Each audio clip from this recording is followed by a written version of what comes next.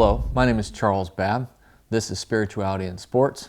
We'd like to welcome our guest today, Scott Hamilton. Scott, thank you so much for being with us today.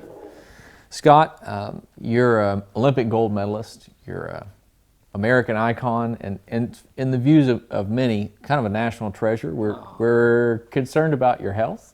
Can you give us an update, not to intrude? No, I mean, I'm an open book, so, ask me anything, I'll give you the look if I don't want to answer it, but I've had a history of health problems, from my childhood illness, cancer, brain tumor, and then going in for a routine scan, they found it again, and it was like, oh, I didn't see that one coming. But when you look at it, 2004 to 2010 and then to 2016, it's like, well, I think a pattern has emerged here.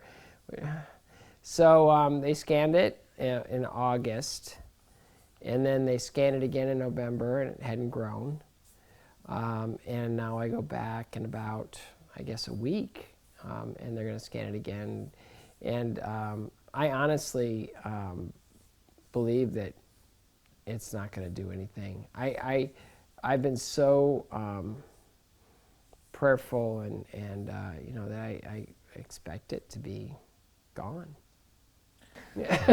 So, and if it's not, then that means two things. One, the Lord is drawing me closer to Him, which is really wonderful, and that's all good. And the second part about it is, I've done it before, I'll do it again.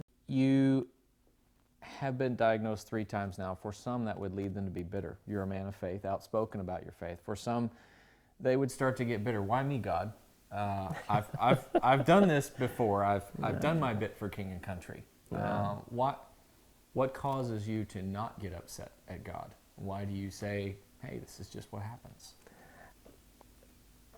I mean, what right do I have to get upset with God? He's given me way more than He's taken away. I look at the big picture. I've been given enough information to know that this life is that much of the whole thing. So why am I going to focus all my stuff on this much of this, right? So I'm learning how to be obedient. I'm learning how to sort through all the chaos and just be still and try to listen and try to apply and try to understand. And God's will for us is profound. If we just get out of our own way, just let Him do what He wants to do, and stay in your lane, and you're going to be okay. And so I tell anybody that'll listen, especially people that are kind of leaning away from their faith. It's like, if I can be redeemed, anyone can. I don't think it's an accident that the series, the length of series after I started coming to church with my wife Tracy, who kind of brought me to Christ. It's like it was all about the prodigal son. It's like, okay, store that away, and then we move, and the next series is about the prodigal son. It's like, okay, I got it, and then again it turns into the prodigal son. It's like, okay, all right, I'm listening. It may be a recurring theme in most churches to allow that invitation to understand that we're all broken, we all make horrible mistakes, we all do terrible things in our lives that we wish we could take back, but we're His children, and how do we feel about our children? Yeah, they're going to mess up, and they're going to do silly things, and they're not going to be, things that they're going to cringe when they think about it, but that doesn't mean we love them any less. We want to love them even more.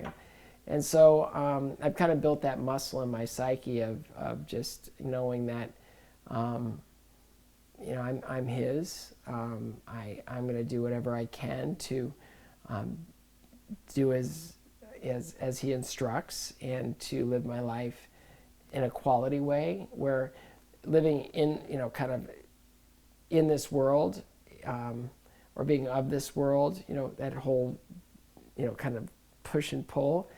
I put a lot of the stuff, of this world, just, I'm not going to invest in that. I'm going to invest in my relationship with the Lord and my kids, and do the best I can to, bring them along and bring them to Him, since, He's the reason that they're here. I mean, both kids are both, my birth children are miracles, and my adopted children are miraculous, too. So, I've got a lot of work to do, and none of it has to do with,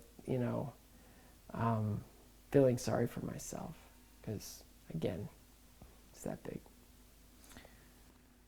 How has your life changed since you put on Christ? You were baptized, how many years ago? Is it close to 10 now? How long ago was that? That was 12 years ago. Yeah, because it was right after I had my radiation, I did it. So it would have been December of 2006. Is that right?